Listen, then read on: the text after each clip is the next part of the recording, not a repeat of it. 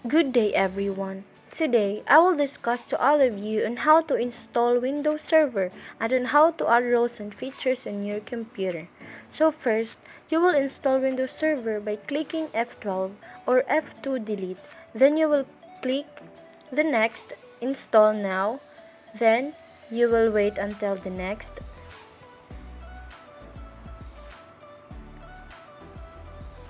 Hintay lang po tayo.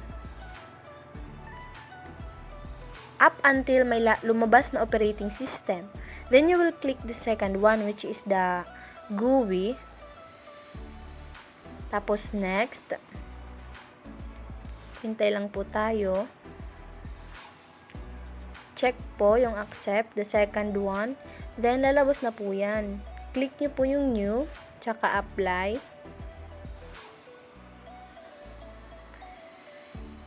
Partition po natin sila. Next po. Hintay lang po tayo.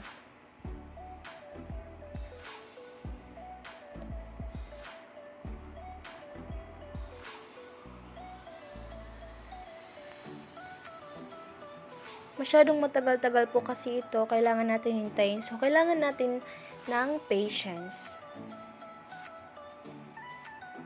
Kailangan natin habaan ang ating pasensya. Kailangan talaga natin maghintay dito. Masyadong matagal-tagal po ito, so kailangan natin magtiis, tsaka maghintay.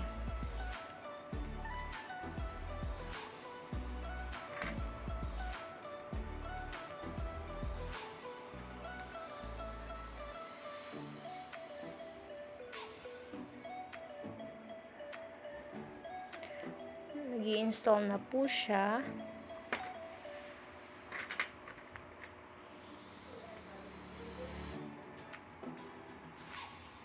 Masyadong matagal.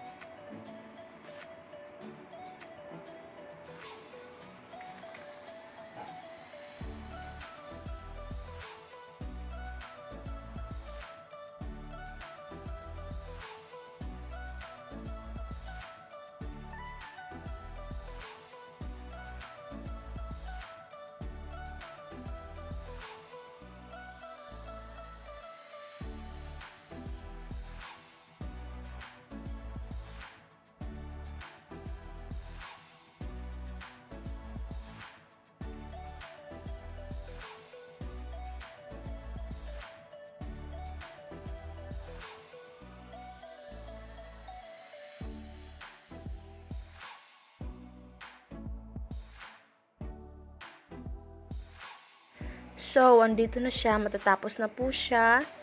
So, nag-i-install na siya. Hintayin lang natin.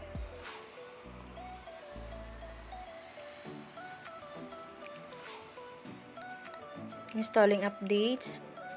Tsaka, finishing up na po siya.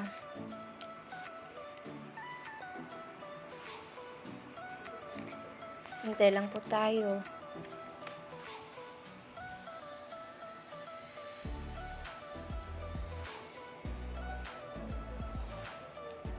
Tagal pa talaga kasi ito.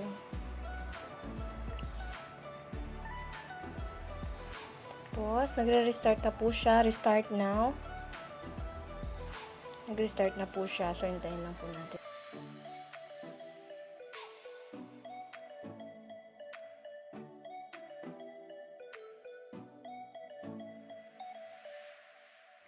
So, ayun na nga. 100 na po siya. So, getting ready na po tayo. Hintayin lang po natin.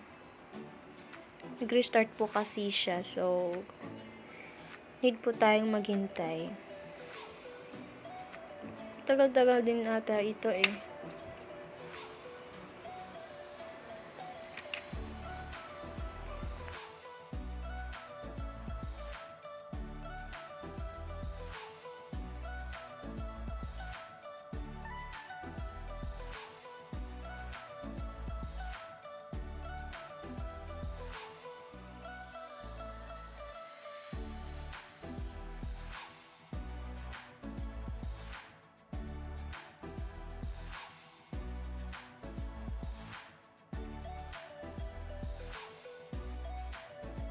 So, ayun na nga, andito na po yung kinahihintay natin. So, need po natin mag-set ng username. So, administrator yung nakalagay dyan. So, password na lang po yung kailangan nating ilagay. Kahit ano po, kahit anong gusto ninyo. Then, ilagay po natin siya dito sa recent password. Kung ano yung nilagay mo sa password. Tapos, finalizing your settings po siya. Nagpa-process po siya kung anong mga ginawa natin recently. Masyadong matagal-tagal po ito. So, pwede nating, pag matagal na po siya, pwede natin patayin yung computer. Like, restart po. Tapos, yung password na inilagay mo kanina. Para mapunta tayo dyan, Ctrl-Alt-Delete po. Then, mag-put po tayo ng password na inilagay natin kanina. So, punta na po tayo sa server manager. So, andito na po tayo kung saan add rows and features. Bago po tayo pumunta sa add rows and features, unahin po natin pumunta sa local server. Tapos, kailangan po natin magpalit ng pangalan ng ating computer. So, click change. Tsaka mag-set ng computer name kahit ano. Then, okay.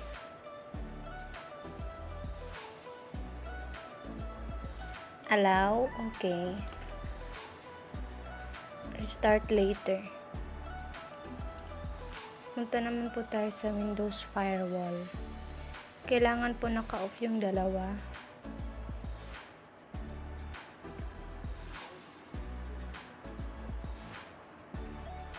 Tsaka allow, okay. Sa Ethernet properties.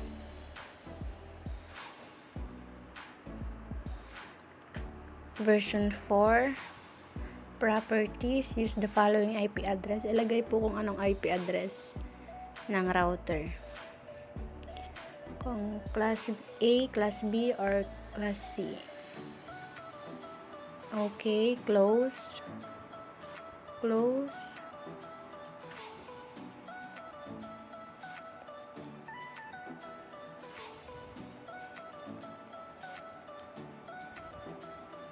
Properties ulit.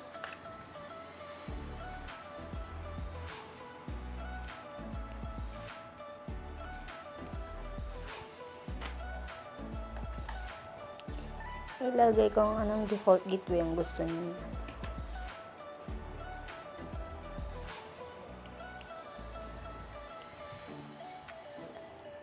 Properties ulit.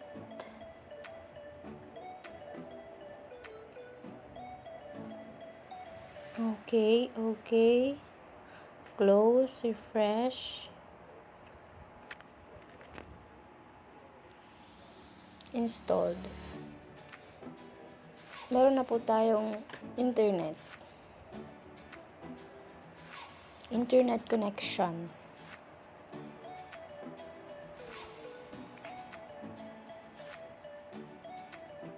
Kailangan yung Windows Firewall naka-off, tsaka yung remote desktop enable.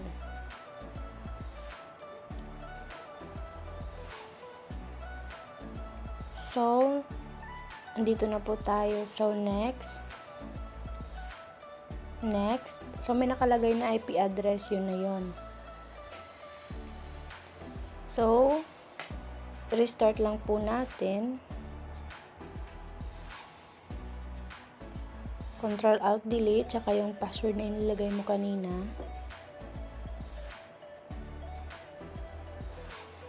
Enter. Punta ulit tayo sa server manager. Refresh.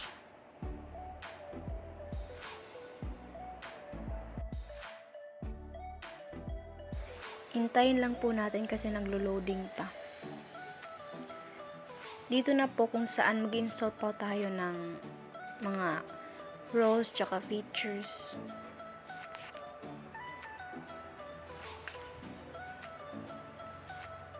Tapos na po tayo sa local server. So, next na po tayo. Next.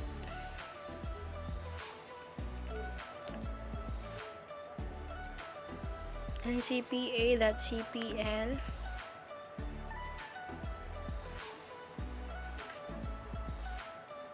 So, next. So, meron na siyang internet. Add po natin Active Directory, domain services, the application server, the DHCP server, the DNS. Click lang po natin yung file. Tsaka may lalabas po dyan na kailangan natin i-check yung file server resource manager. Tsaka remote desktop services.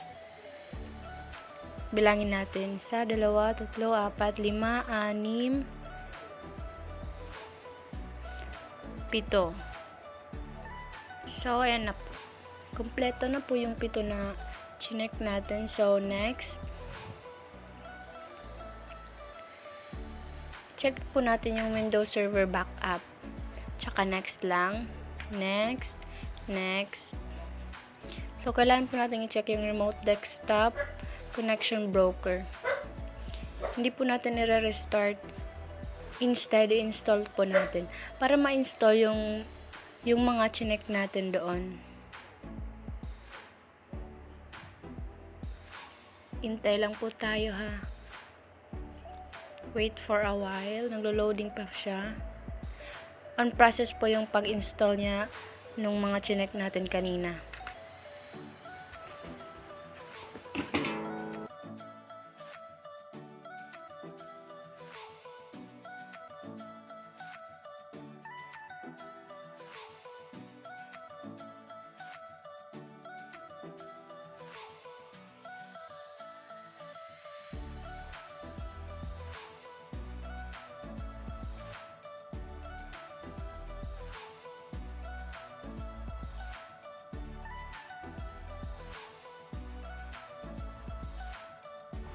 Masyadong matagal po siya katulad kanina, so kailangan po nating maghintay. Wait po tayo for a while lang. Tapos na ata siya. Tapos na po siya ma-install. Then commit, then close.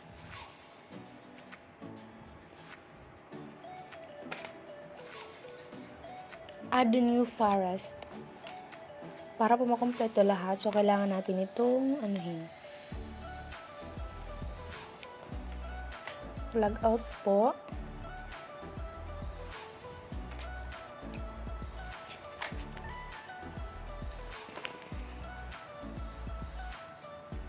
So, kailangan po nating palitan yung administrator. Pwede pa kahit ano, kung anong gusto ninyong ilagay dyan. Ilagay po natin yung password na inilagay natin kanina doon. So, yung root domain server,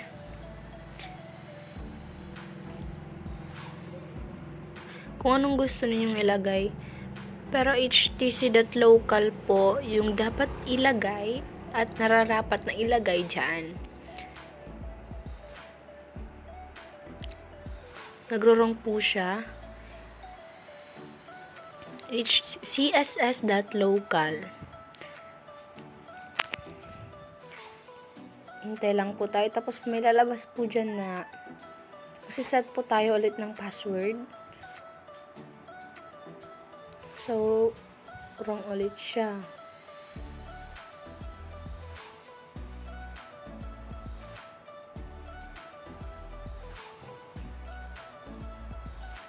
Hintay lang po tayo. Dito na po yung sinasabi ko kanina na pagkatapos natin maglagay ng root domain server na may lalabas na password, magsiset po tayo ulit ng password kung anong gusto natin. Teka lang po kasi naglo-loading pa.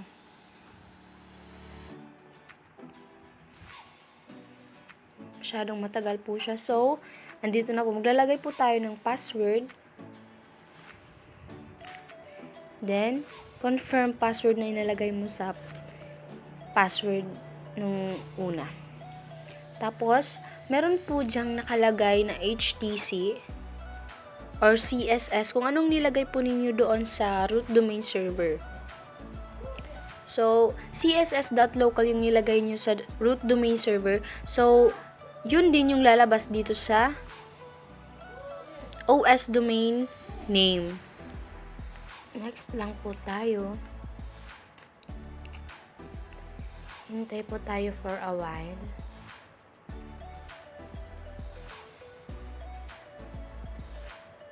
Masyadong matagal-tagal po kasi dito.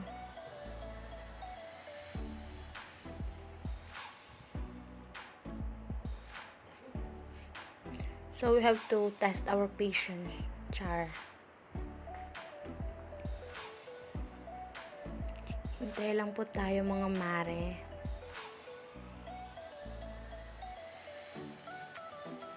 Tignan natin kung meron ba tayong tignan natin kung meron tayong walang na-check dito. Tsaka, kailangan natin iset yung exact date, tsaka oras.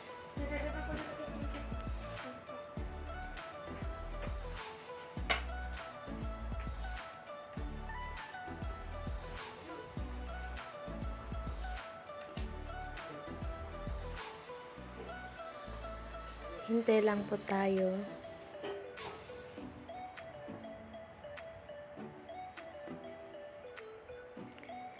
Meron pong nakalagay na yung arrow po na yellow.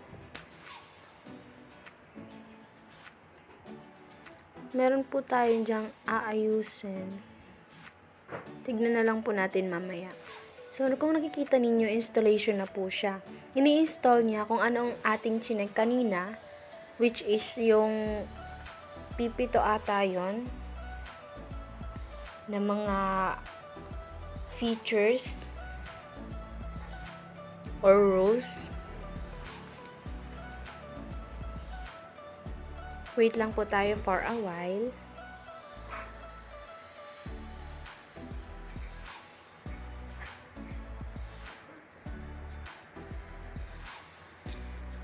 Process pa lang po siya. Nag-i-install po siya.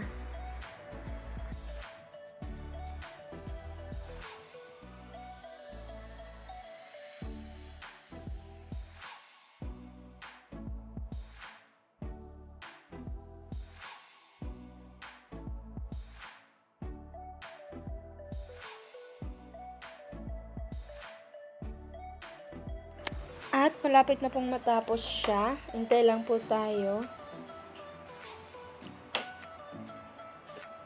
You're about to be signed out. Close lang po natin. Close. Then, close lang po tayo. So, restarting po siya.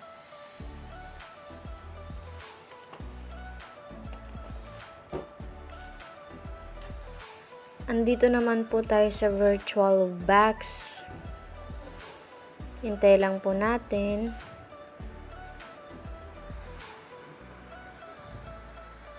Hindi ko alam kung anong susunod.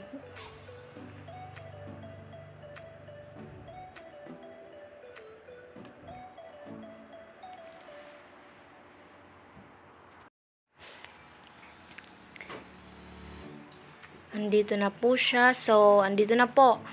Please wait. Okay. Hintay lang po na naman. Na naman.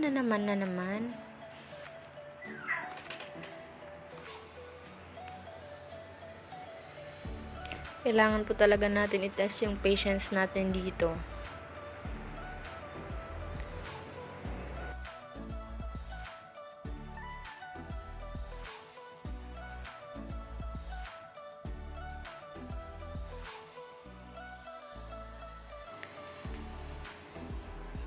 So, applying security policy to the system na po yung nakalagay dito sa computer natin.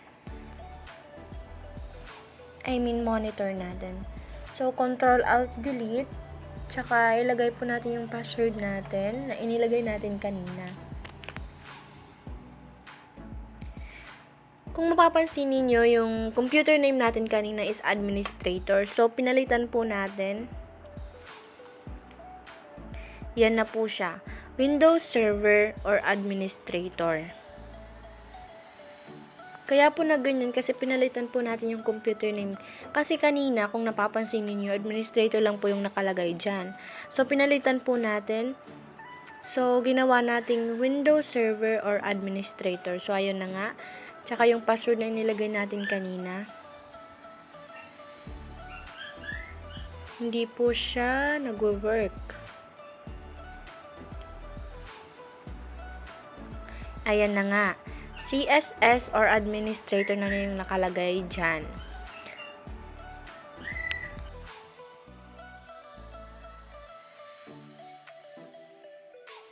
Enter lang po natin yung password na inilagay natin kanina. Ayun, CSS at 1234. So, punta ulit tayo sa server manager. Loading lang po siya. Tignan natin kung na-install na ba yung mga chinek natin kanina. Ayun. Andito na po yung DHCP, yung DNS.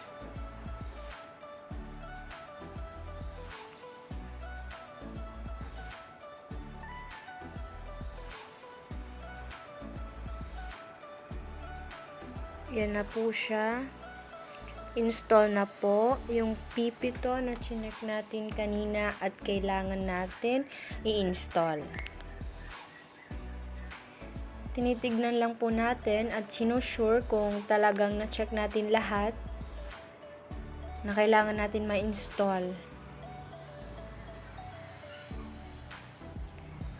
Na-check na po lahat. Confirm na po. Tsaka, install na lang po natin ito. Yung pipito na chinek natin kanina. Una, Active Directory, Send to, tsaka Desktop, para ma-display na po ito sa monitor. Tsaka, basta yung pipito na in-install natin kanina. The DHCP, DNS, the group policy. Wala po tayong chinek kanina nga group policy, but kailangan po natin itong i-check. I-install at i-display sa monitor.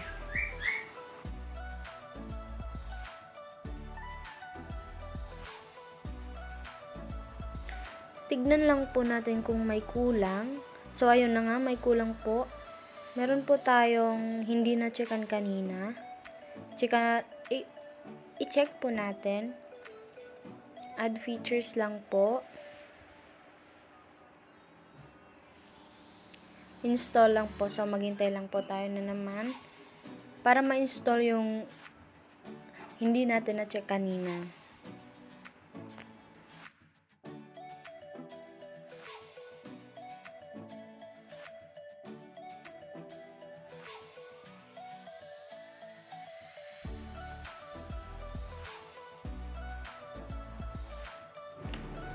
Matatapos na po siya. Tsaka, display naman po natin yung ibang hindi natin na-click kanina. Send to, tsaka desktop, para ma-display sa ating monitor. Pagkatapos natin ma-install yung pipito, tapos na. Na-display na po ito at na-install sa ating computer. So, ayun na nga. Maraming salamat po sa pakikinig.